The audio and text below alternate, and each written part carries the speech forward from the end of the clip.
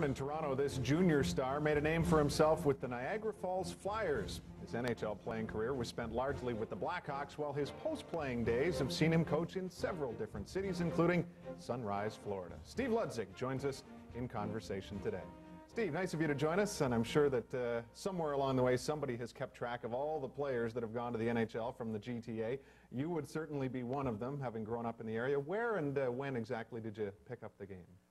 Well, I was born down in New Toronto, Mimico, and as I've been told that I started playing when I was 5 down at Lakeshore Arena. That's around where the Leafs practice, and was actually too young to even get a chance to play. And somehow my dad persuaded some of the guys to let me go out and skate. And at that time, when you skate around the ice, you just pick the kid's number, and I'll take that guy, I'll take that guy, I'll take that guy, I'll take that guy.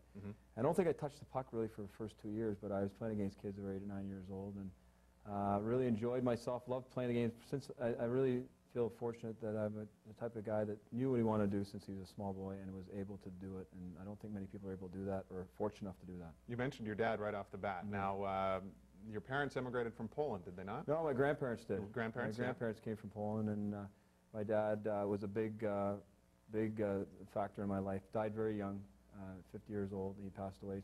Just long enough to see me play in the National Hockey League, but a strong influence in my life, as was my mom. And she's in great health and still lives in Toronto, but MTHL, I guess that's not the kosher name for it anymore, the Greater Toronto Hockey, but we always call it the MTHL. At that time, there was some pretty good players, Larry Murphy, Paul Coffey, Mark Osborne, the guys like so, and a number of us went on to play National Hockey League. Tell me about that, playing against the older kids, though, and like you say, not touching the puck perhaps for a couple of years. I mean, it sounds like it would be a detriment. It might deter you from playing the game because you don't get to enjoy it, but you look at it the opposite. Well, I got ice time, I got a chance to skate, and if you want to carry the puck, if you want to get it, you better learn how to skate and handle it, especially with bigger kids, because I was always a smaller kid growing up. I was always one of the smaller guys and didn't start really growing until I was 16, 17 years old. And skating was probably my strongest attribute, and puck handling was also, although people saw me playing NHL would probably say they don't agree with that, but I actually could score until I did all my scoring when I was making $20 a week, put it that way. Yeah. In junior hockey. Exactly. Yeah. But you're not alone in that regard. No. I mean, you know. There's a lot of us in that boat. Yeah. You mentioned Lakeshore Lions Arena where the Leafs practice. You know, you come through town with the Florida Panthers now, and on certain times you would get a chance to practice out there. Is that strange? Is it? Yes. Yeah. It really was last year, especially for me, coaching the Ice Dogs. I was asked. Matt Stajan was presented Athlete of the Year for New Toronto, and I had won that in 1980, and they'd asked me to come back and be a representative to speak and say a few nice words about there. And a good, strong people down that area, and obviously Brendan Shanahan's obviously the person most people think about when you think about players that come out of that area. What about the rink? Has much changed? It has changed. Well, now that the Leafs have gone there. They have a nice dressing room. Yeah, it's changed quite a bit, but I still get the same feeling. As I remember going to hockey school down at Lakeshore Lions Arena for Al Smith was always the guy that was, and guest Al Smith, who was the goalie for the Leafs back in the old 6-team league, has since unfortunately passed away. But had some great memories of that, and my grandparents always lived down there, so I always had a great spot to stay if I was down playing hockey. How about the road to Niagara Falls? When did you know? I mean, you said from quite young you knew what you wanted to do. So at what point did you realize that you were close to getting that step at to the OHL? Well, I think as a small boy growing up playing in Toronto, I was always the leading scorer in the city. I was always a big scorer.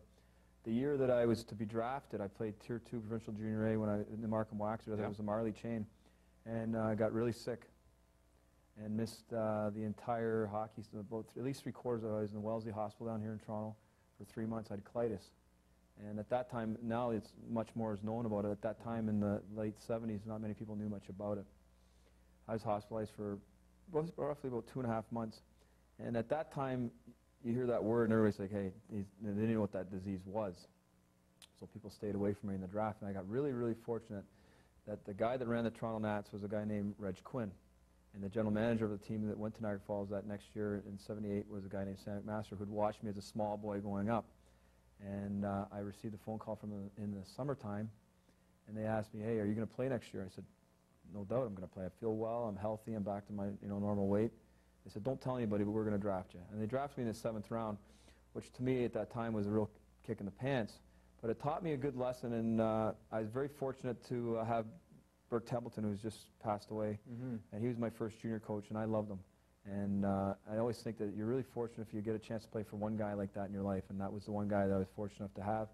And he was a guy that could make you or break you, and if he broke you, you shouldn't have been a hockey player anyway. If he made you, you're destined to go on and play. Well, I want to ask you first of all, before we go further into Bert, about the colitis. Did it trouble you through your entire career? No, it never did. Knock on wood, God bless everything, that I was fortunate enough to have great doctors. My doctor's still here in Toronto, Dr. Marcon. Never had a problem with it, and I was very, very sick. Matter of fact, I had to take cortisone for 6 months, which I think does a lot of damage to your system also. But knock on wood, I never had the problems like I know 99% of the people do have, and that was just through the grace of God that I was able to do that. But it taught me, if I didn't know how hard I wanted it when I was 16, I sure didn't when I got sick and people said, geez, he can't play, he's not going to play anymore. That really made it. And people wonder why I am the type of guy I am now, a very driven guy, very focused guy. I get along very well with people off, but when it's hockey business, that's business. It's all out, time to go. And that's probably why I have a lot of that stuff that, you know, goes back to when you're a kid. What's your lasting image of Bert Templeton? Probably the greatest coach that will not get recognition as one of the greatest coaches. I talked to his wife the other day, and I will say this. I have 2 boys. They're 17 and 15. And I said this to Bert. I was in contact with Bert especially the last 6 months when he was very, very ill. And I told him that the greatest compliment I could give him is I have a 17-year-old boy who's a very good player also, who was going to college. He's been drafted to junior, but he wants to go to college. And I would pay for both my boys to play 1 year for him. I don't think you can get a better compliment. I think Bert was a guy that talked the talk, but he also walked the walk, and he was a tough taskmaster. But if you want to be a good hockey player or you want to be good at anything, that's the guy to get. To me, he was the Bear Bryant of junior hockey. And I know Mr. Kilray, and there's no disrespect because I love Brian Kilray too, and he's got the record. Bert Templeton was almost the same amount of wins, and he coached a lot of different organizations. And I have a lot of respect for him. And in every player's life, you got to get lucky to get a coach like Bert. And I was very lucky at 16 to get a guy like that. All right, we'll touch a little more on your junior career and certainly the transition to the NHL game when we come back. Steve Ludzik joining us in conversation on this day. Stay with us.